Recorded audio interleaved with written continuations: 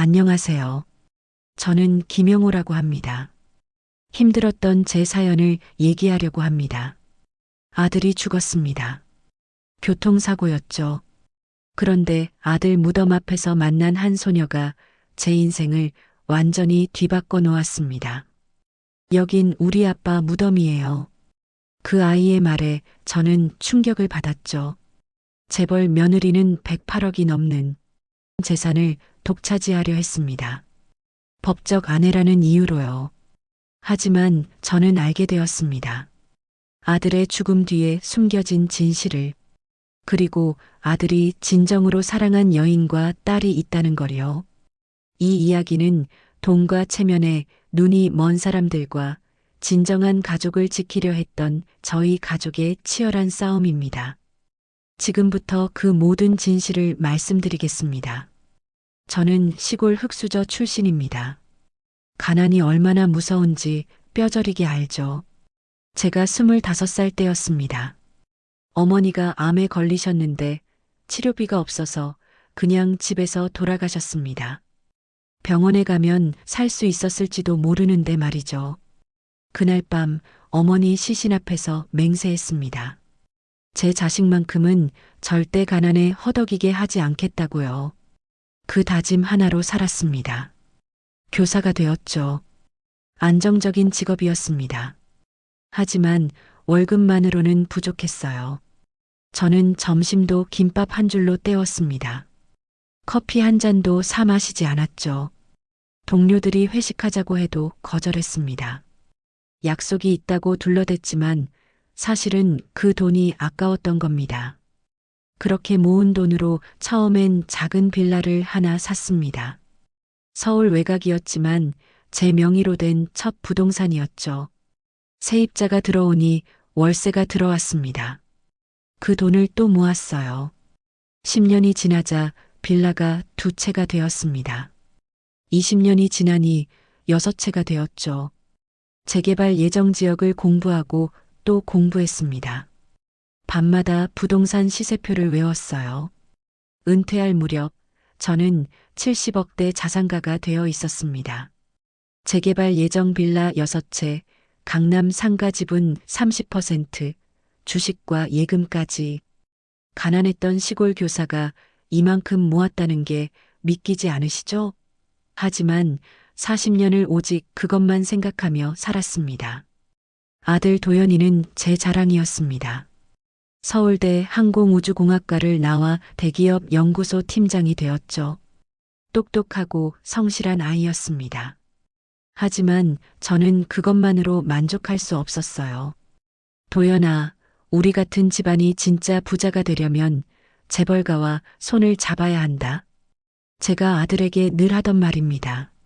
아들은 싫어했죠. 아버지, 사랑도 없는 결혼을 왜 해야 합니까? 하지만 저는 막무가내였습니다. 내가 뭘 알아? 가난이 얼마나 무서운지 모르잖아. 내 할머니가 왜 돌아가셨는지 알기나 해? 결국 아들은 제 뜻을 따랐습니다. 그게 제 인생 최대의 실수였다는 걸 그때는 몰랐죠. 도연이가 42살 때였습니다. 저는 중매를 주선했죠. 상대는 윤소라, 중견항공 부품회사 회장의 외동딸이었습니다. 35살인데도 결혼을 안 했다고 했어요. 까다로운 성격 때문이라는 소문이 있었지만 저는 개의치 않았습니다. 재벌가 사위가 되는 거야. 이 기회를 놓치면 안 된다. 저는 도연이를 다그쳤죠. 첫 만남은 호텔 라운지였습니다. 윤소라는 명품으로 온몸을 치장하고 나타났어요. 첫마디가 시간이 없으니 빨리 결정합시다였죠. 도연이 얼굴이 굳어지는 게 보였습니다. 저는 연구에만 집중하고 싶습니다. 집안일은 신경 쓰지 마세요. 윤소라의 조건이었어요. 대신 제 아버지 회사와 협력 관계를 유지해 주시면 됩니다. 사업적 거래였죠. 사랑은 처음부터 없었습니다. 하지만 저는 오히려 좋았어요. 감정 없이 깔끔하게 시작하는 게 낫다고 생각했으니까요. 혼인신고를 했습니다. 결혼식은 없었어요. 윤소라가 형식적인 건 싫다고 했거든요. 도연이는 그날 밤 제게 전화했습니다. 아버지, 전 정말 이래도 되는 걸까요? 목소리가 떨렸죠. 잘했다. 내 미래를 위한 선택이야. 저는 단호하게 말했습니다. 하지만 도연이는 행복해 보이지 않았어요. 점점 야위어 갔죠. 회사 일은 더 바빠졌고 집에는 거의 들어가지 않았습니다. 윤소라도 마찬가지였어요. 각자의 집에서 따로 살았죠. 그러던 어느 날 도연이가 이상하게 밝아졌습니다. 얼굴에 생기가 돌았어요. 무슨 좋은 일 있니? 제가 물었죠. 아니에요, 아버지. 그냥 연구가 잘 풀려서요. 도연이는 웃으며 대답했습니다. 저는 그때 눈치채지 못했습니다. 아들이 진정한 사랑을 찾았다는 걸, 그리고 그 사랑이 얼마나 아름답고도 비극적인 것인지를요. 나중에 알게 되었지만 도연이는 그 무렵 이정민을 다시 만났던 겁니다. 대학 시절 연인이었던 정민을. 둘은 운명처럼 재회했고 서로가 여전히 사랑한다는 걸 확인했죠. 저는 이미 결혼했어요. 도연이가 고백했대요. 알아요. 하지만 당신이 불행한 것도 알아요. 정민이 대답했다고 합니다. 그들의 사랑은 그렇게 다시 시작되었습니다. 잘못된 걸 알면서도 멈출 수 없었던 거죠. 정민과 도연이의 만남은 비밀이었습니다. 하지만 진실한 사랑을 숨기기는 어려운 법이죠. 도연이는 점점 변했어요. 웃음이 많아졌고 퇴근 시간을 기다리는 사람이 되었습니다. 저는 단순히 일이 잘 풀리는 줄만 알았죠. 요즘 컨디션이 좋아 보이는구나. 제가 말하면 도연이는 멋쩍게 웃었습니다. 1년 뒤 정민이 임신했습니다. 도연이는 고민에 빠졌죠. 정민에게 미안했고 태어날 아이에게도 미안했습니다. 하지만 이미 윤소라와 법적 부부였으니 어쩔 수 없었어요. 이 아이는 내가 책임질게요. 당신은 당신 인생을 사세요. 정민이 말했답니다. 안 돼. 내 아이인데 어떻게 모른 척해? 도연이는 울었다고 해요. 결국 아이가 태어났습니다. 딸이었죠. 이름은 다은. 도연이가 지었대요. 많은 은혜를 받은 아이라는 뜻이었습니다. 도연이는 이중 생활을 시작했습니다. 낮에는 회사와 윤소라의 남편으로, 밤에는 정민과 다은이의 아빠로 살았죠. 빌라 한 채를 정민 명의로 사줬습니다. 생활비도 꼬박꼬박 보냈고요. 미안해. 다은이에게 떳떳한 아빠가 되어주지 못해서. 도연이는 늘 그렇게 말했대요. 괜찮아요. 당신이 우리를 사랑한다는 것만 알면 돼요. 정민은 그렇게 위로했다고 합니다. 다은이가 3살 되던 해 도연이는 제게 넌지시 말했어요. 아버지, 만약 제게 무슨 일이 생기면 꼭 지켜줘야 할 사람들이 있어요. 무슨 소리야? 무슨 일이 생기긴 뭐가 생겨? 저는 대수롭지 않게 넘겼습니다. 도연이는 더 말하지 않았어요. 하지만 눈빛이 간절했죠. 저는 그 신호를 읽지 못했습니다. 아니, 읽고 싶지 않았던 거겠죠. 윤소라는 여전히 무관심했습니다. 도연이가 어디서 뭘 하든 신경 쓰지 않았어요. 그저 서류상 남편이면 충분했으니까요. 회사 일만 제대로 하면 됐죠. 하지만 운명은 잔인했습니다. 행복은 오래가지 못했어요. 다은이가 10살 되던 해 비극이 찾아왔으니까요. 그날은 2024년 11월 15일이었습니다. 금요일 저녁이었죠.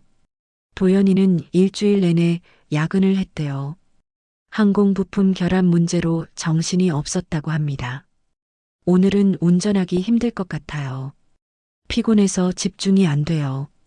도연이가 윤소라에게 말했답니다. 무슨 소리예요? 오늘 아버지 집에 가기로 했잖아요.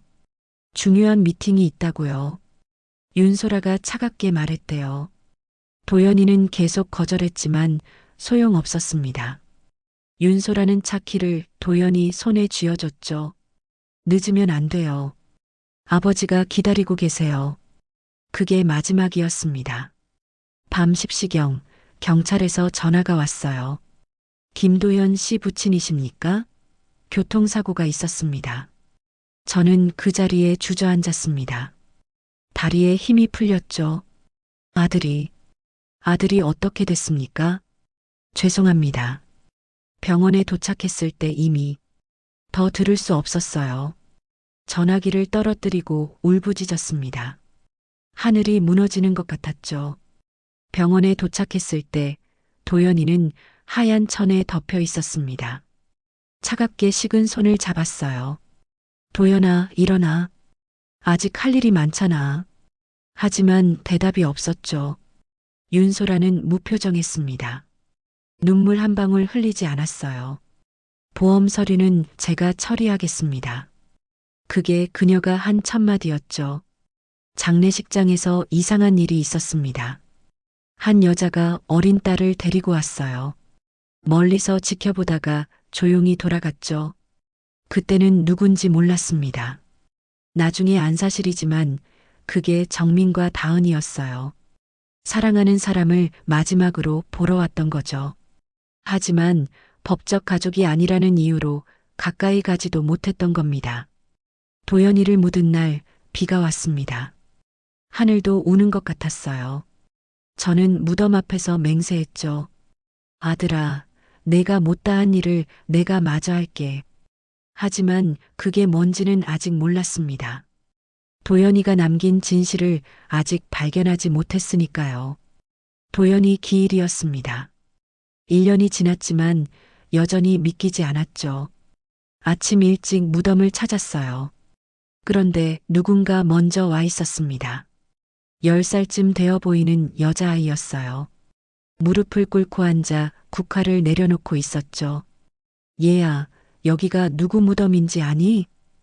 제가 조심스럽게 물었습니다. 아이가 돌아봤어요. 맑은 눈에 눈물이 가득했죠. 네, 알아요. 여긴 우리 아빠 무덤이에요. 순간 심장이 멈추는 것 같았습니다. 아이의 얼굴을 자세히 봤어요.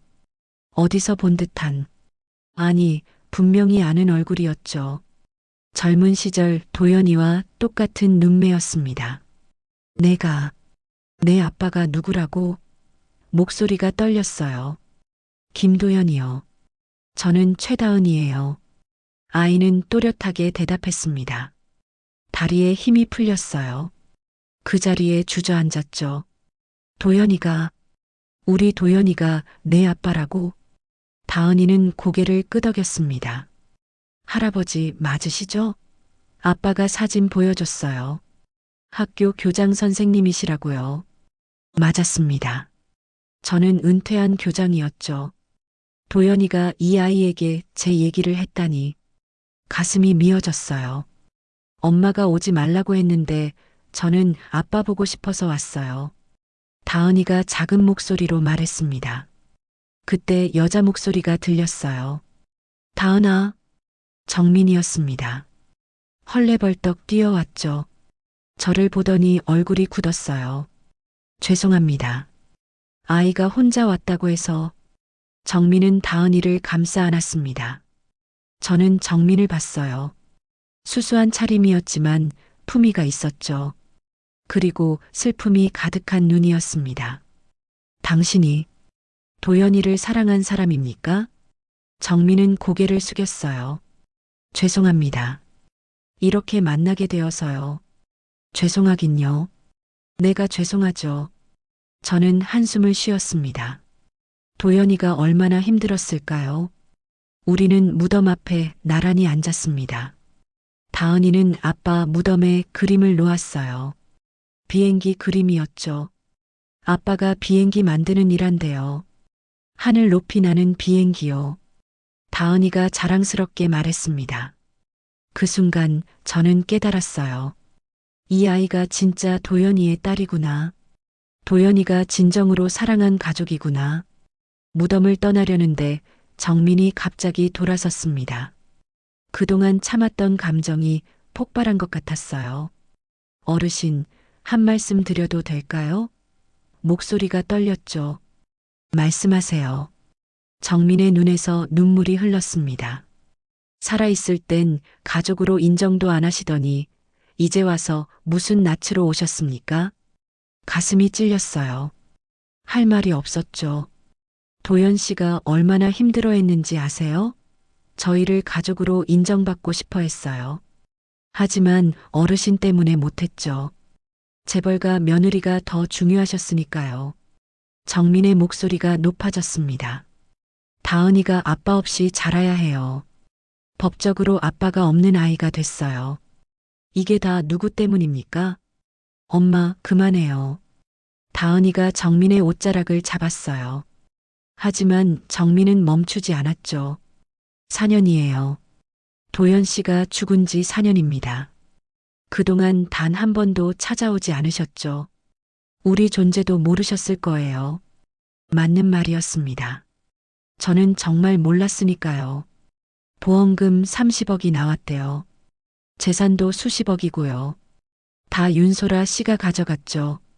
우린 한 푼도 받지 못했어요. 아니, 바라지도 않았어요. 그저 다은이가 아빠 딸로 인정받기만 바랐는데 정민은 울음을 터뜨렸습니다. 다은이가 학교에서 놀림받아요. 아빠 없는 아이라고. 그럴 때마다 가슴이 찢어져요. 저는 무릎을 꿇었습니다. 잘못했습니다. 정말 잘못했어요. 일어나세요. 이제 와서 무슨 소용이 있겠어요. 정민은 차갑게 말했죠. 다은이가 제 손을 잡았어요. 할아버지, 울지 마세요. 아빠가 하늘에서 슬퍼할 거예요. 그 작은 손이 따뜻했습니다. 도연이가 다시 태어난 것 같았죠. 정민 씨, 이제부터라도 제가 도울게요. 다은이는 내 손녀입니다. 제가 지킬게요. 정민은 비웃었어요. 어떻게 믿습니까? 또 재벌가 눈치 보시겠죠. 아니요. 이번엔 다릅니다. 저는 단호하게 말했습니다. 도연이가 남긴 가족을 지키는 게 제가 할 마지막 일이에요. 집에 돌아와서도 다은이 생각뿐이었습니다. 도연이를 꼭 닮은 그 아이를 어떻게 도와야 할까 고민했죠. 그러다가 도연이가 살던 빌라를 찾아갔습니다. 관리인 박 씨가 반갑게 맞아줬어요. 어르신, 오랜만입니다. 도연 씨 일로 오셨나요?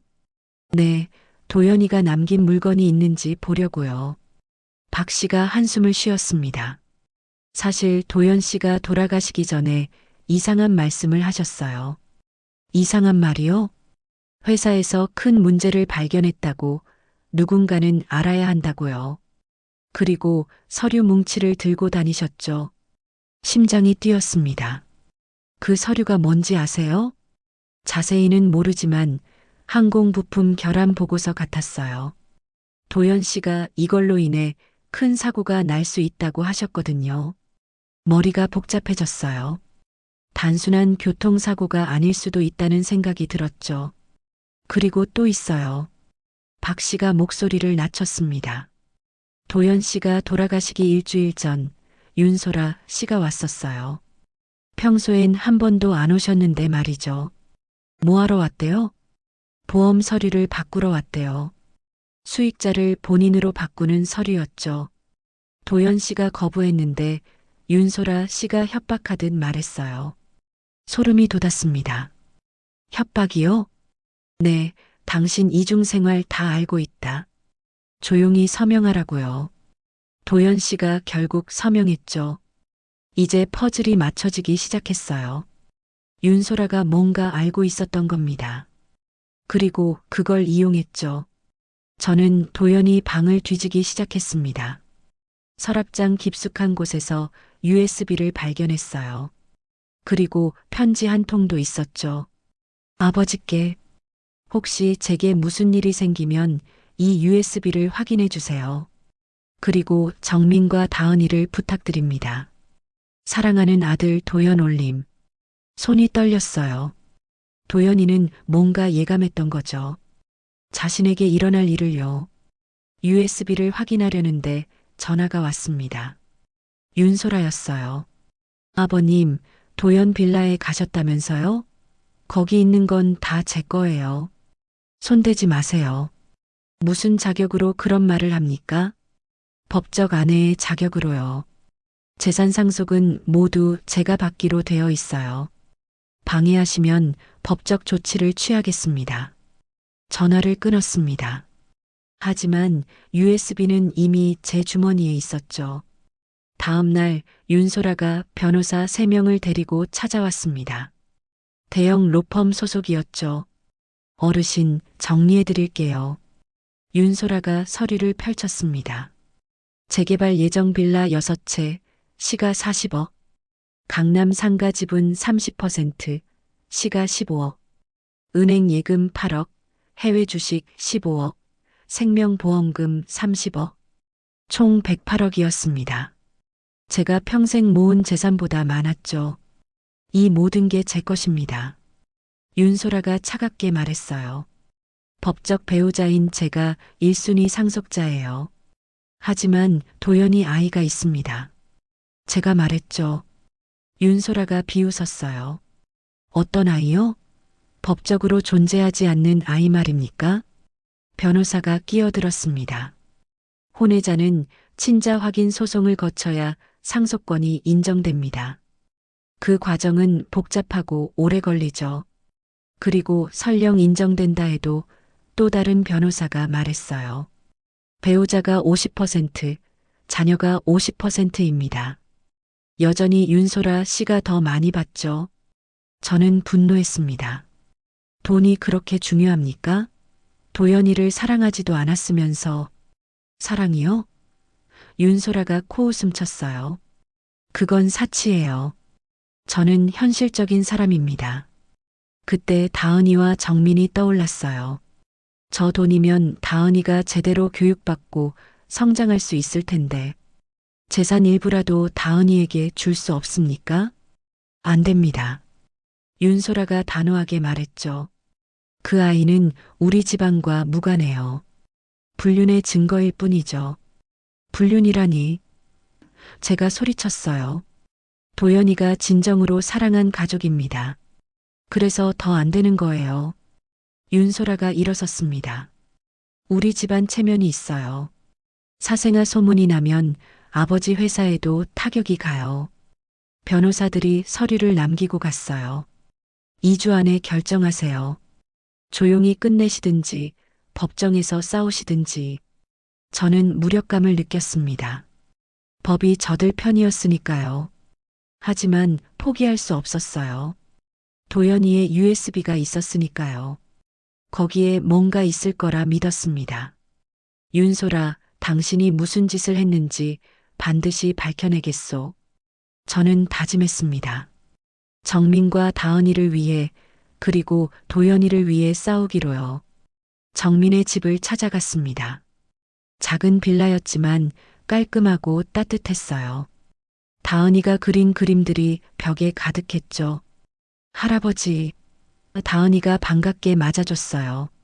정민은 경계하는 눈빛이었지만 차는 내어줬습니다. 무슨 일로 오셨어요? 도연이가 남긴 USB를 찾았습니다. 같이 확인하고 싶어서요. 정민의 눈이 커졌어요.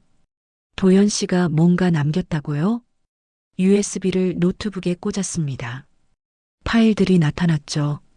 항공부품 결함 보고서, 회사 기밀 문서들, 그리고 음성 파일이 있었어요.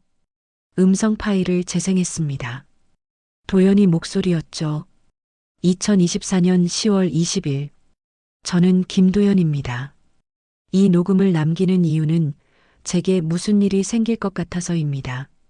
정민이 입을 막았어요. 눈물이 흘렀죠.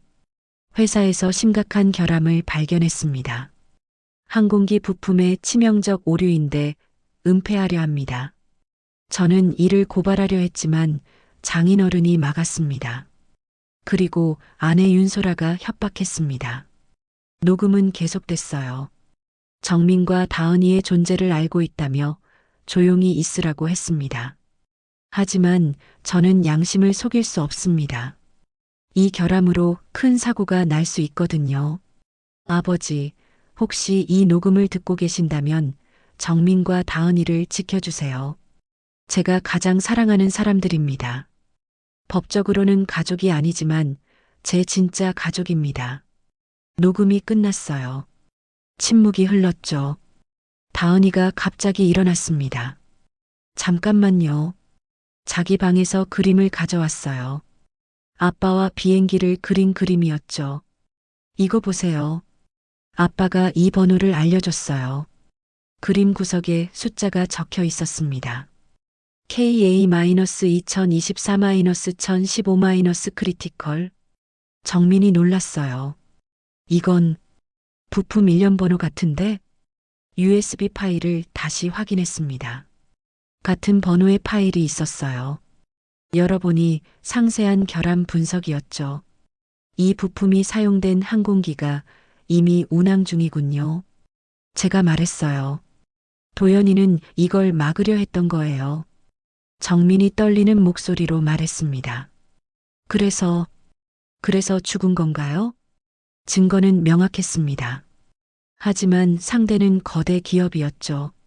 쉽지 않을 거예요. 이걸로 싸워야 합니다. 제가 말했어요. 도연이의 죽음이 헛되지 않게요. 다은이가 제 손을 잡았어요. 할아버지, 아빠가 영웅이었네요? 그래, 내 아빠는 진짜 영웅이었단다. 법원 앞에 섰습니다. 정민과 다은이, 그리고 저. 상속권 확인 소송이었죠. 윤소라는 변호사 5명과 함께 왔어요. 재벌가의 힘을 과시하듯이요. 법정이 열렸습니다. 판사가 사건을 정리했죠. 원고 최다은의 친자 확인 및 상속권 청구 사건입니다. 윤소라 측 변호사가 먼저 나섰어요. 재판장님, 이 사건은 명백합니다. 법적 배우자인 윤소라 씨가 모든 상속권을 갖습니다. 그는 서류를 펼쳤죠. 재개발 예정 빌라 6채, 시가 40억, 강남 상가 지분 30%, 15억, 해외 주식 계좌 15억, 은행 예금 8억, 보험금 30억, 총 108억의 재산입니다. 방청석이 술렁였어요. 엄청난 금액이었으니까요. 이 모든 것은 혼인 기간 중 형성된 재산입니다. 당연히 배우자가 우선입니다. 우리 측 변호사가 반박했습니다. 다은 양은 김도연 씨의 친딸입니다. DNA 검사 결과가 있습니다. 그래도 혼외자입니다. 상대 변호사가 비웃었죠. 법적으로 보호받을 수 없는 관계에서 태어난 아이예요. 그때 정민이 일어섰어요. 판사가 허락하자 증언대에 섰죠. 저는 도연 씨를 사랑했습니다. 그리고 그도 저를 사랑했어요. 법적으로는 잘못된 관계였지만 우리 사랑은 진실했습니다. 윤소라가 코웃음 쳤어요. 정민이 계속했습니다. 도연 씨는 다은이를 위해 살았어요. 매일 와서 재웠고 주말마다 놀아줬죠. 진짜 아빠였습니다. 감정적 호소는 필요 없습니다. 상대 변호사가 막았어요. 법정은 증거로 말하는 곳입니다. 그때 제가 손을 들었습니다. 저에게 증거가 있습니다. USB를 제출했어요. 도연이의 녹음 파일이었죠. 이건 무엇을 증명합니까? 판사가 물었어요. 아들이 진정으로 사랑한 가족이 누구인지 보여줍니다. 그리고 왜 죽었는지도요. 법정이 조용해졌습니다. 녹음이 재생되자 윤소라의 얼굴이 굳었어요. 하지만 상대 변호사는 여유를 잃지 않았죠. 이것만으로는 부족합니다. 여전히 법은 우리 편입니다. 첫 재판은 그렇게 끝났어요. 결론은 나지 않았죠. 하지만 시작이었습니다. 진실을 밝히는 긴 싸움의 시작이었어요. 재판이 연기된 후 저는 USB를 더 자세히 조사했습니다. 도연이가 남긴 파일들을 하나하나 열어봤죠. 충격적인 내용들이었어요.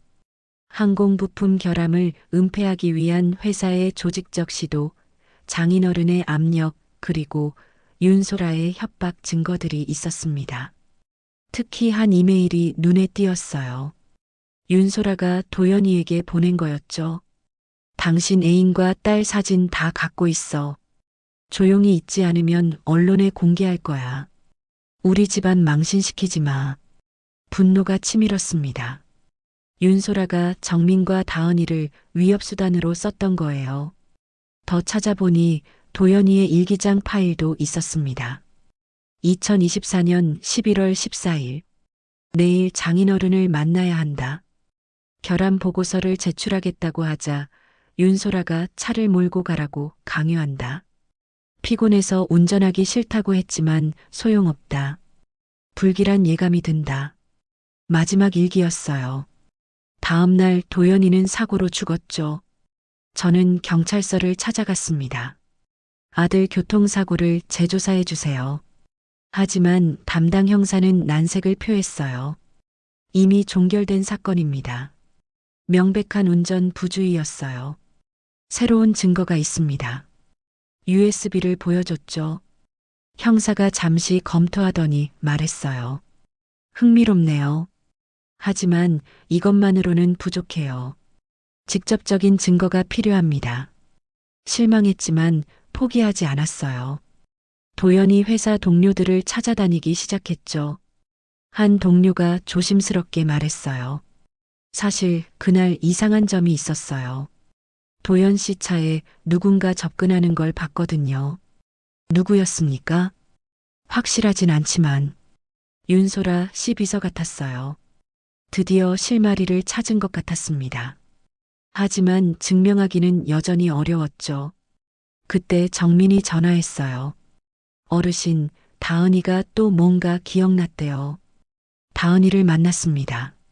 아빠가 마지막 날 저한테 편지를 줬어요. 편지를 펼쳤어요. 도연이의 떨리는 글씨였죠.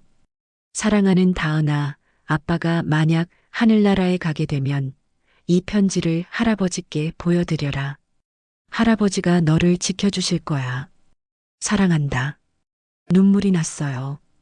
도연이는 정말 예감했던 거죠. 두 번째 재판이 열렸습니다. 이번엔 우리가 새로운 증거들을 제출했죠. 하지만 윤소라 측은 더 강력하게 나왔어요. 재벌가 회장인 장인어른이 직접 출석했습니다. 재판장님, 이것은 우리 가문의 명예를 더럽히려는 시도입니다. 회장이 위험 있게 말했어요. 없는 음모론을 만들어내고 있어요. 대형 로펌 변호사들이 일제히 서류를 제출했습니다.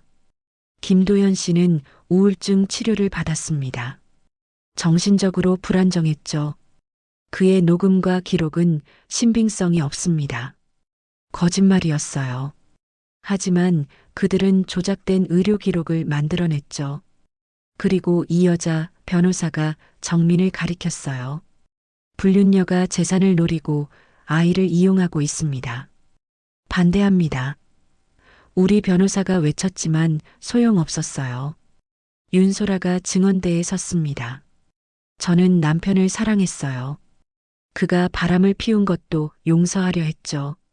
하지만 그는 죄책감에 스스로 무너졌어요. 거짓 눈물까지 흘렸어요. 연기였죠. 저 여자가 남편을 유혹하고 파멸시켰습니다.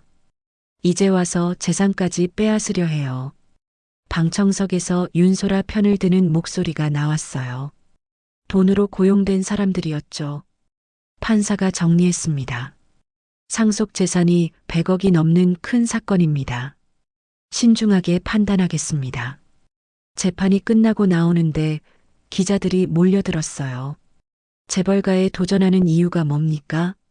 돈이 목적 아닙니까? 정민이 다은이를 꼭 안고 지나갔어요.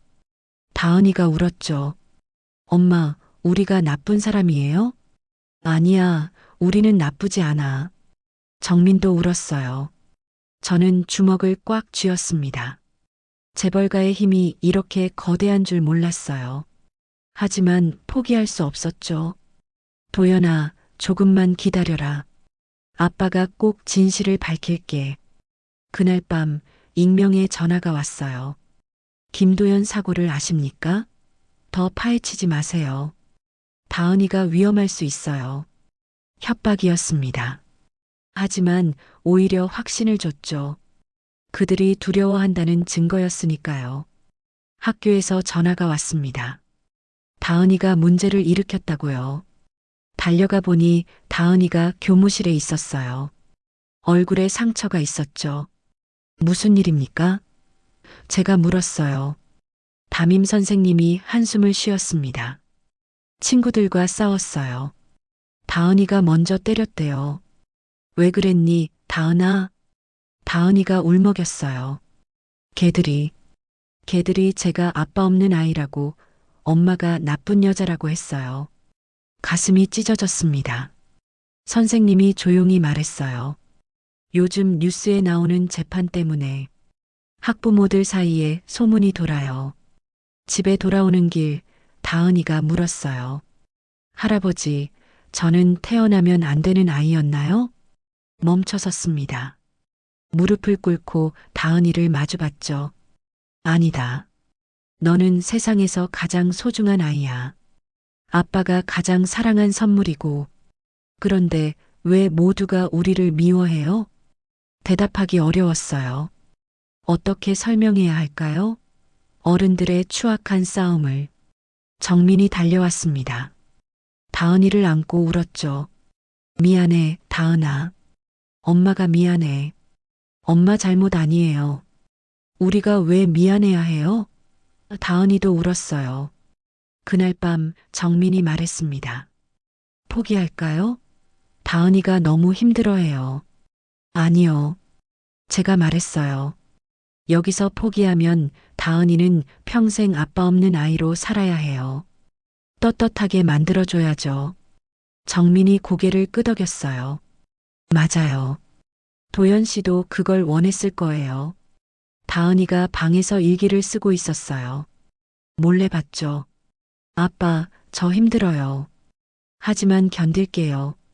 아빠 딸이니까요. 하늘에서 지켜봐 주세요. 눈물이 멈추지 않았습니다.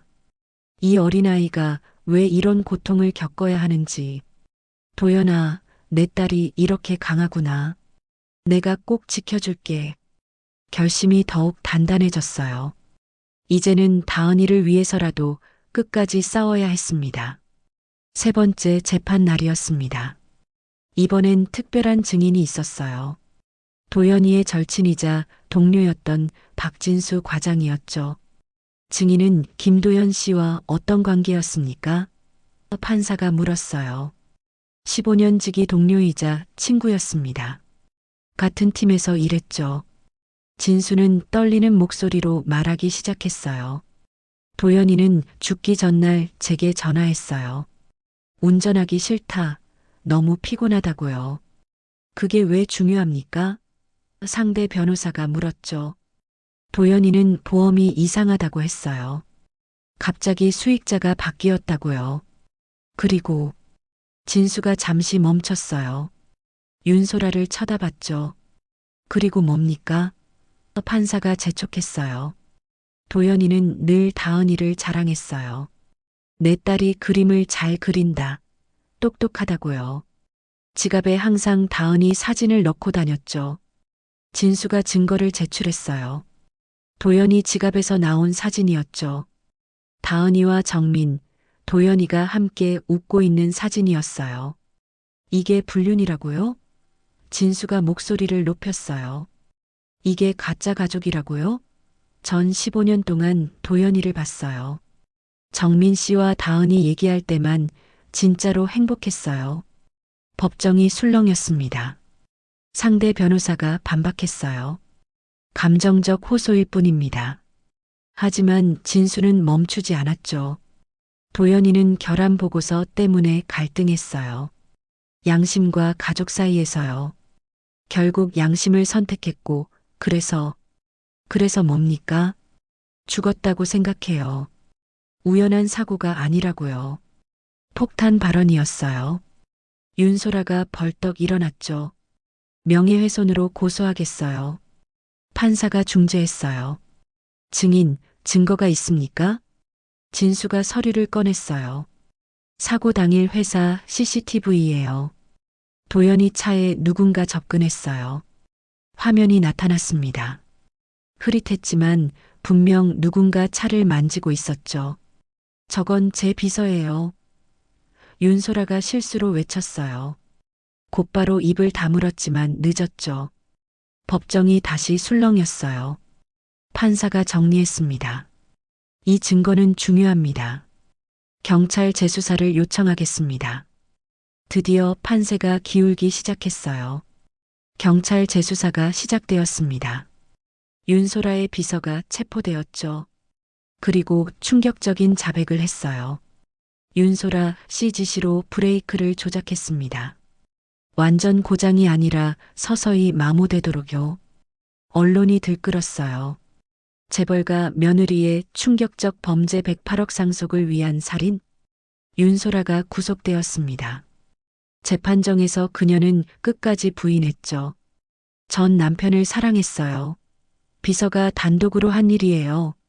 하지만 증거는 명백했어요. 비서 계좌에 윤소라가 보낸 거액이 있었고 통화 녹음도 나왔죠. 장인어른인 회장도 법정에 섰어요. 딸이 한 일에 책임을 느낍니다. 하지만 회사는 무관합니다. 거짓말이었죠.